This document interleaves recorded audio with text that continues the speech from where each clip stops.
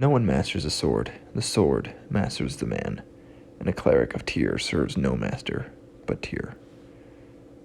Hello and welcome to Liam's Lyceum. I'm your host, Liam, aka Himbar, and today I'll be doing a spoiler-free review of James M. Ward's and Jane Cooper Hong's Pool of Radiance. Pool of Radiance is a 1989 novel, and it is a tie-in to the 1989 or 1988, I believe, gold box game of the same name. It's also first in the Pools trilogy, which is also sometimes called the Heroes of Flan trilogy. Maybe the first video game tie-in novel that we have. The other would be Azure Bonds by Novak and Grubb, which came out in 88, and which tied into The Curse of the Azure Bonds, which came out in 1989 as a game. The game being a sequel, actually, to the novel, and actually a sequel to the Pool of Radiance game. Pool of Radiance is also based off the module, though, Ruins of Adventure, which Ward was a writer for. I actually had a hard time figuring out what was based on what, because I found information saying this was based on that or that was based on this. So, important note, though, actually, this is my 100th Forgotten Realms book that I've read. I read this back in April, but still, it was notable for that alone. I decided to make this the milestone read after the recent passing, actually, of one of the co-authors, Jim Ward, who is quite famous in Dungeons & Dragons in general. While the story isn't known, really, for Flan and being on the Moon Sea, it starts, actually, in the south, in Cormyr. Shao is looking for a spell ingredient, an herb called Wa.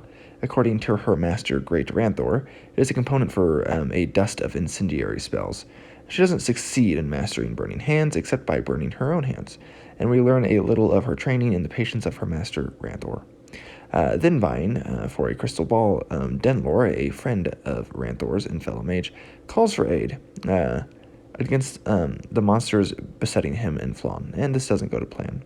The characters are, of course, Shao Ball of Cormyr, mageling of a family of sellswords. Where they're from exactly in Cormyr, we don't know. Cerulean is her steed and familiar, and there's some humor involved with this character. He speaks telepathically to her, and he can run swifter than natural horses, and he never tires, and can also turn invisible, etc. Her story involves a physical transformation that is actually important to the theme of, being comfortable in your own skin. And I think, while rather straightforward, it is well done. Kind of surprising, too. I didn't know that going in. And she's about 19 years old in the story, too. This book kind of does have a YA vibe to it. There's also Tarl Desania, I believe is his name, is another. He's one of the main trio. There's another one we'll get as well. But Tarl is a cleric of Tyr, god of justice. He is a year older than Shao, and we meet him second in the book. He is with the clerics traveling south from the Dragonspine Mountains along the Stoyanau River, and he travels with brothers Anton and Donal and 9 others. Until recently, he served his church at a temple in Vasa, and they are to deliver a relic, the Hammer of Tyr, to a temple in Flan. He undergoes a coming-of-age ritual dealing with swords and the clergy. And then we also have the last guy, Ren of the Blade. He's a thief of some experience and also a ranger. He waits tables in Flan at the Laughing Goblin Inn, and hasn't really actually thieved for a year, not since the death of his girlfriend, pretty much, named Tempest. And this is because they got mixed up in some gems in IOUN stones, or UN stones, however you say it, claimed by assassins. He's had dozens of odd jobs since leaving Waterdeep, which is where he seems to be from, and he is 6.5 feet tall and, well, quiet, even though he's 6.5 feet tall. I believe he is the one on the cover, actually, but I'm not quite sure. His introduction is the shortest, but also tells us about the young adventurers looking for a name and money by clearing the ruins for the Council of Flan, as Flan has lots of ruins in it. Of course, there is the Bronze Dragon, also on the cover, Tyranthraxis. We learn even that Flan has been leveled 50 years prior to the events by dragons. The ruins in Old Flan are now the dwelling of vile creatures, and the river has been icarized in the area. A certain pool of radiance comes into play too, but it is not evident from the start. Quirrell is a good use of a half-orc character, I feel like, and Cadorna is not a half-bad villain, though he isn't quite the main villain. He kind of feels like it, but Tyranthraxis seems to be the main one. The story has orcs, the pig-snouted variety, zombies, skeletons, wraiths, a vampire, giant frogs, hobgoblins, kobolds, gnolls, and more. It also has a hammer that works like a boomerang, and there's a reverse trope, some tough women catcalling men patrons and other workers. We get a nice layout of Flan. I think a map would have been appreciated, but it's still, nice. The idea we get from it in the story is well executed. I had an idea of what the city looked like. I believe in the ruins of adventure. Adventure. I think there's several maps. The location itself feels kind of liminal. Civilization and the wilds right next to each other. Of course, it's up to the heroes to adventure into dangerous wilderness to tame it. Some, at least, but also to gain gold and experience. So very classic Dungeons & Dragons in that sense. Which are sometimes kind of one and the same, right? This gold and experience, right?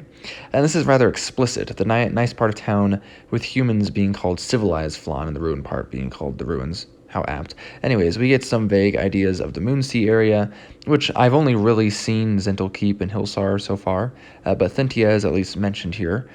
Now, the feeling is different than other Realms novels. While there are place names and locales, there are generally curses to gods, and magical items are very generic sounding. It feels more like Dungeons & Dragons, particularly with all the name spells, than Forgotten Realms. And this seems like a bad thing, and it can be at some angles, but it also makes it an easy introduction to the Forgotten Realms. Many other novels are overwhelming, and they feel like you're missing something, even if it's a first in a series or a standalone. And this goes away as you become more familiar, of course, with the setting, but you don't really have that problem here, so I guess it's kind of a plus. It's also set in 1340 DR, which is considerably earlier than most tales, so you don't really have to worry about other stories taking place around it. Azure Bonds, for example, is being set in 1357 DR, 17 years later. And the rest are generally sequential, right? If it's written later, it's written later in the timeline.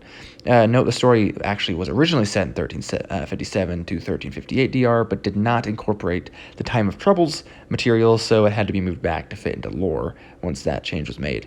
And the protagonists are all very young, just around 20, and this makes it rather young adult, like I mentioned, and easy to approach, sort of like the Dragonlance Chronicles. It's not as epic, and the party doesn't really form right away, more like a modern epic fantasy than as each point of view is introduced, and then they kind of are one when they're together. And third-person narration is obviously omniscient, which is a little abnormal for today, but normal for the time. And I think it works better than the Dragonlance Chronicles that I've read, and I would actually recommend young readers maybe start here over the Chronicles. It kind of depends, but it's still noticeable adult angles, I feel like, in Dragonlance, but not really here. This honestly made me feel kind of like a kid again, though, when I was reading this. More than Dragonlance, and I read both as an adult. And I don't think that's just my Forgotten Realms bias either. Heck, I felt something similar reading the Saga of Old City, just not in the sequel, Artifact of Evil. But honestly, in this novel, maybe the friendship comes too quickly and it's too smooth. And there is some angst in the form of minor love triangle. The protagonists are also exceptionally capable, and we don't worry much for them after this becomes evident. It's not my favorite trope, and it isn't the highest literature point, I guess. But they didn't really bother me here. It's not like a big focus. The pacing is done well, and the dialogue and character development is exciting. It's campy, but a good example of how, something like this can still be worth your time and some entertainment. Not that this is for everyone, mind, of course. It could have used some better editing, for example. But apart from their magic, the three probably make up the most physically powerful trio I've ever seen, is what one character says, and that's pretty obvious. And there's a character in there whose last name was Martinez. So anyways, it gets into some other things, right? Like poverty is kind of bad in this sense, right? Like to frighten lowlifes who didn't pay their bills on time, right? So people who don't pay their bills are evil, I guess. Also, the idea of half-breeds is kind of interesting. It says, immediately beyond the gate stood some of the worst slums in the realms, right? Lean-tos propped haphazardly against the new city's tall stone walls. Shacks waiting for the wind to disperse their pieces, the dandelion seeds, long-abandoned buildings, in an advanced state of decrepitude. The inhabitants were physical misfits and half-breeds, the only creatures despised enough by both humans and monsters to serve as go-betweens for the civilized and uncivilized parts of the city. So that feels very outdated and kind of this old idea of D&D, which some people obviously don't have a problem with, but I think could have been handled better, at least. But that being said, still an enjoyable novel, pretty straightforward, like I've already said before, too. So, anyways, Liam from Liam's Lyceum, I'll catch you next time.